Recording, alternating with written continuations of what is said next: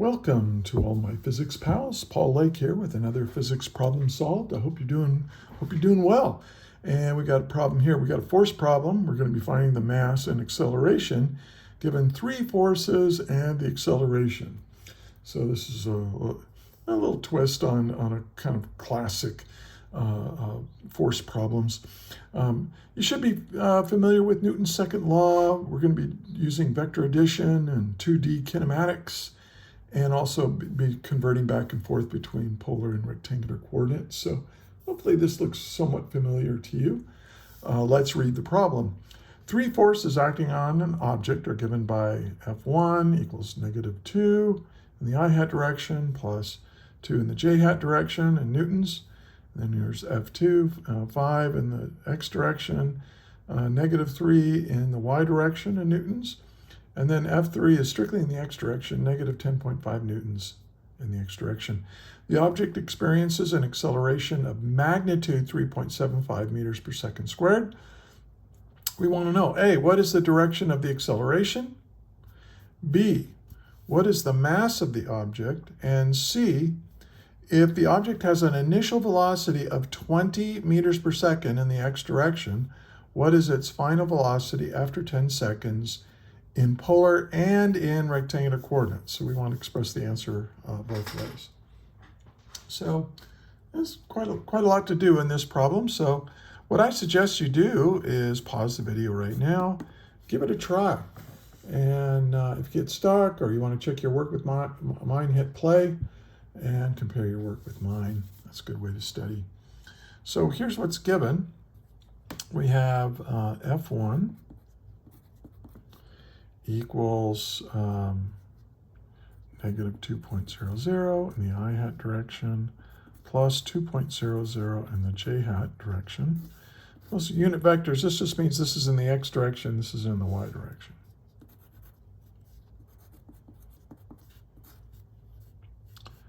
This is 5 minus 3.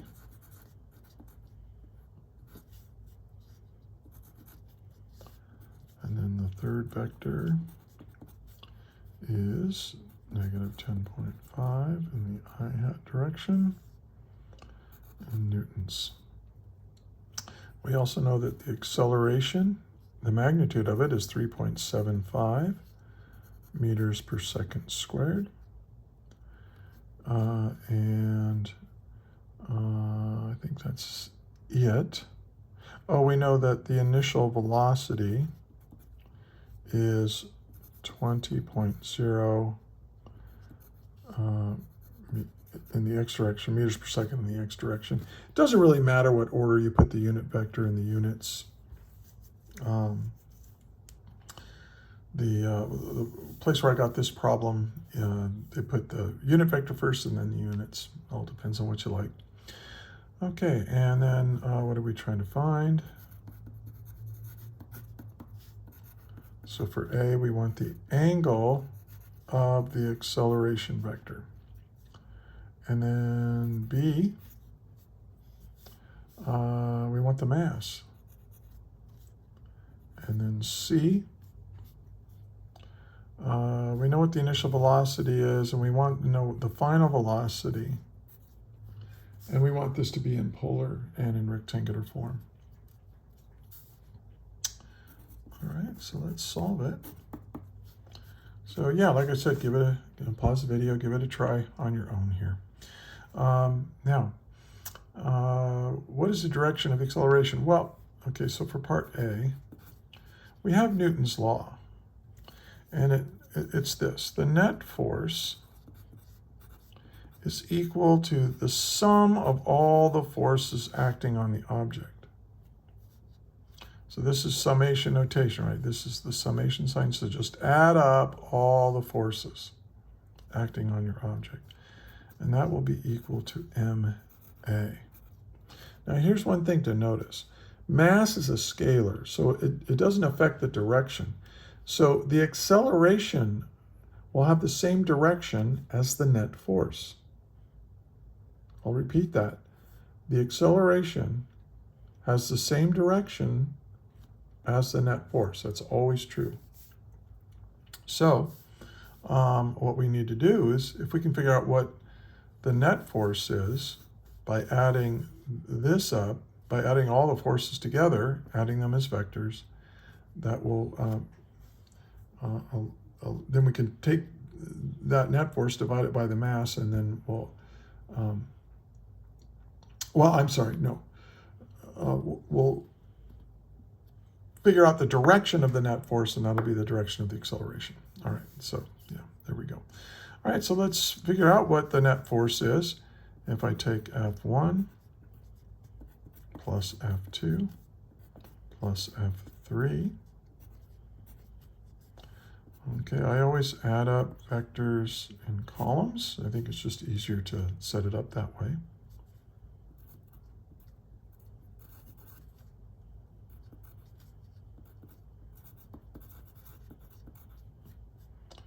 And these of course are in newtons. So I'm just kind of rewriting what I wrote before. Not very efficient, I know.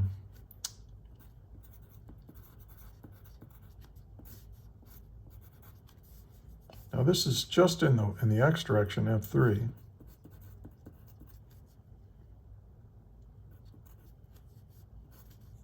And I'll just put in newtons over there. So the nice thing about this problem is they did give us these three vectors in rectangular coordinates already. So we can just add them up directly. So add up all the x direction. And so we have -2 plus 5 is -3. And that gives us,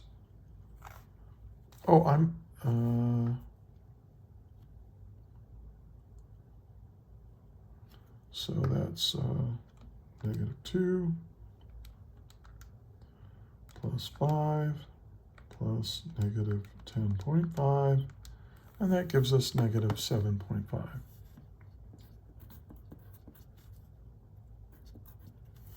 And then here we have 2 minus 3, so that's going to be minus 1.00 in the y direction, newtons. So this is my net force. Now what's the direction of the net force? Well, if you have the x component and the y component, the direction is equal to the inverse tangent of its y component divided by its x component. And you can put the units there if you want, but they cancel out. Now, one thing you have to remember is that if you're using inverse tangent function on your calculator, if the x component is negative, that means well, they're both negative, so that means we're in the fourth quadrant, right? Let's review those quadrants. So 1, 2, 3, and then 4. Oh, I meant the third quadrant, yeah. So this is, well, actually, let's go ahead and take a look at this. This is -2, up like that. There's F1, and this is +5, and then down 3. So that would be 1, 2, 3. And then this is -10.5 from here. So it's gonna, so my answer, if I add this plus this plus this, so my answer is somewhere over in here. So this is going to be like 180 plus a little bit more. That's kind of my estimate. But see, when you're in this quadrant, you're negative. The y component and the x component are both negative. So a negative divided by a negative is a positive. And your calculator will just take its algorithm will just figure out what this angle is as if it's in the first quadrant, because that's a positive ratio as well. So what you have to do is you have to be smarter in your calculator and say, oh, wait, we're not in the first quadrant, we're 180 degrees away from there. So you have to just, whenever you see a negative in the x, you just add 180 degrees like that. So let's do it. Tangent -1 divided by -7.5. You don't really need to put the negatives in there, but I just do. And I got 7.59, say 7.59 degrees. So that's a real shallow angle over here, but I want it over there. So I'm going to add 180 degrees to that, and I get 187.59. And I'm just going to round that off to 188. If you round it off to 3 significant figures, that would be 188 degrees. Okay, and that is, and since that's the direction of my net force, this is also the direction of the acceleration. So theta equals 188 degrees. There's my answer. And that's for part A, yeah. Okay, now what's part B up to? We want to know, what is the mass? So for part B, I guess I'll do it over here. Show the work over here. Well, we know that the net force is equal to the mass times the acceleration. So if I can get the magnitude of the force and the magnitude of the net force and divide that by the magnitude of the acceleration, which I know, right? The acceleration, the magnitude of it is 3.75. I can figure out what the mass is. So the mass is equal to the net force divided by the acceleration. Well, let's figure out what that net force is. The magnitude, right? It's here we have it in rectangular coordinates. We just need to use Pythagorean theorem, right? We know what the x component is and the y component. So let's do that. The x component is -7.5 squared plus 1.00 squared. So that's not going to add very much. It's going to be pretty close to 7.5. Anyway, let's get your calculator out. Go 7.5 squared plus 1 squared is 1. So I'm just going to say plus 1 equals, and then I'm going to take the square root of that. And the way I take a square root on my calculator is I just raise it to the power of 0.5. And it just saves me a little time doing it that way. Equals, and you get 7.57 newtons. So there's my net force. So now to figure out what the mass is, I take that net force, 7.57 newtons, and I divide it by my acceleration, which is 3.75 meters per second squared. Now, so 7.57 divided by 3.75 equals 2.02, right? 2.02 kilograms. Now, how do we get kilograms? Well, remember what a newton is. A newton is a kilogram meter per second squared, right? Mass times acceleration. So if I divide that by meters per second squared, right, those units cancel, and I'm left with just kilograms. So a little dimensional analysis there never hurt. All right, so that's my answer for part B. Not too bad. Now this is a little bit more complicated. The initial velocity, it has an x component, so that's going to complicate things. But what I am going to do is, what do I know? I mean, what do I know here? I know the time. Oh, I should put that in my given, huh? The time is 10 seconds. And we know what the initial velocity is. And we know the acceleration is a constant. And if the acceleration is a constant, we can use those kinematic equations. And since I'm trying to find the final velocity, and I know what the acceleration is, and I know what the time is, I'm going to use this equation. I'm going to say, oh, this is for part C. v equals v naught plus a times t. But now this is in 2 dimensions, right? It's 2-dimensional kinematics. So we have to break these up into their x and y components. So v is equal to v naught x plus axt. And that's going to be in the x direction plus v naught y plus a in the y times t. And that's going to be in the j hat direction. Now, what do we know about the velocity, the initial velocity? Well, it's all in the x direction, and in the y direction it's 0. So this is 0, and this, we know what this is. It's that 20 meters per second. Now, we don't know what the acceleration in the x direction is, but here's a little trick. Since you know that, F equals ma, I can say A is equal to the force divided by the mass. But this is in the x, right? So in other words, the acceleration in the x direction is equal to the net force in the x direction divided by the mass. And so what is the net force in the x direction? Oh, I already have that. That's right here.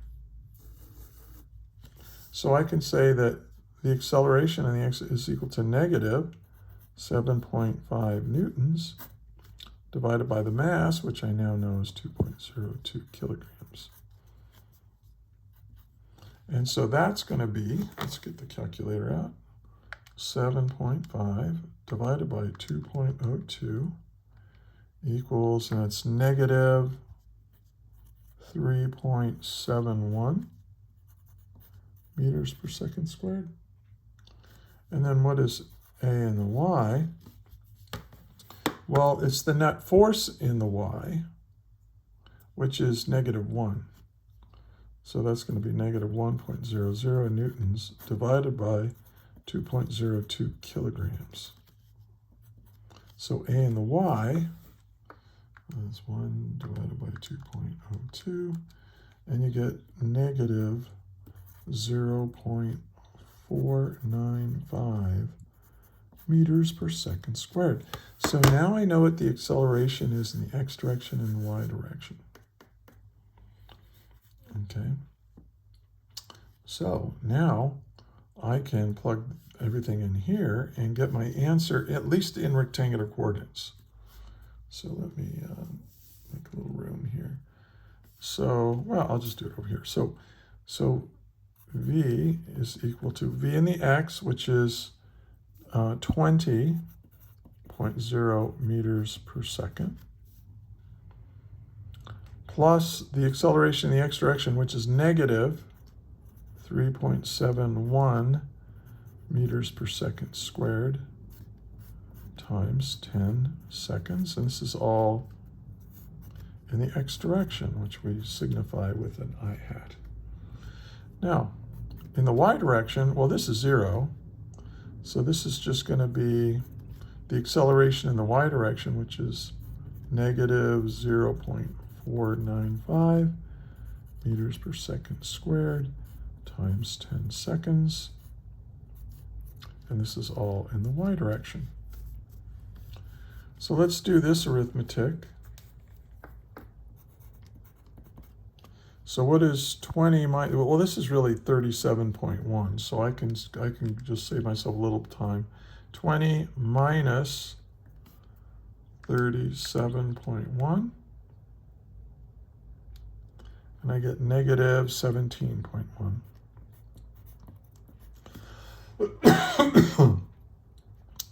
Meters per second in the x direction.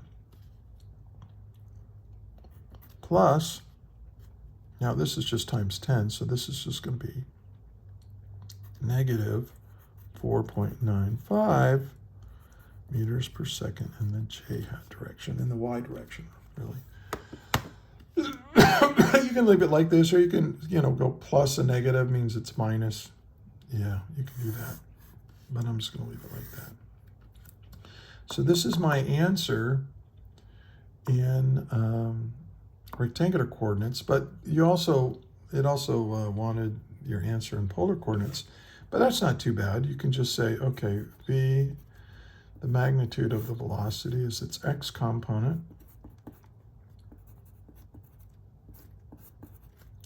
squared plus its y component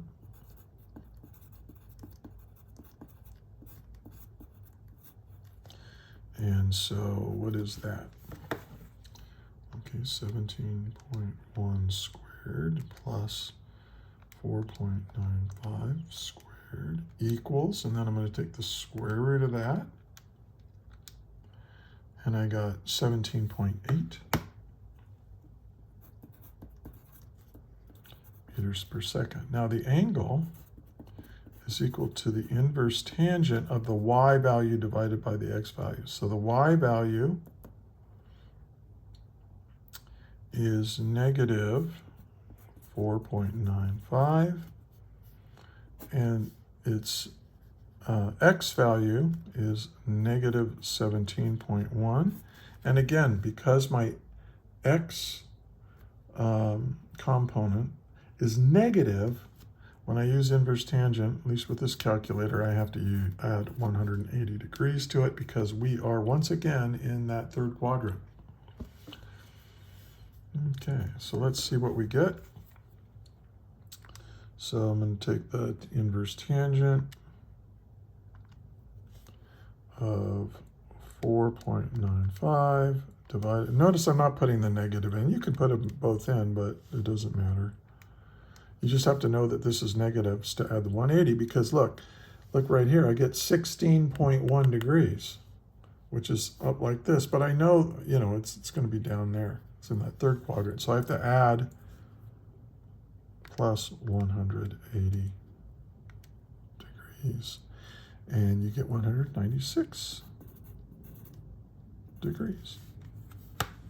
So my answer is 17.8 meters per second at an angle of 196 degrees. That is proper polar coordinates right there. And there we go. That's it. That's the finished problem. Hey, give this video a like if you found it helpful, and subscribe to my channel. Look in the description. There's more problems like this. There's lectures on this material. We've got whole worksheets. Share it with your friend. Share it with your teacher. I love it when teachers use my stuff, and there are several teachers who are using my materials, and I'm very honored that they do so. So, hope you got something out of this, and until the next video, may the net force be with you always. That is all.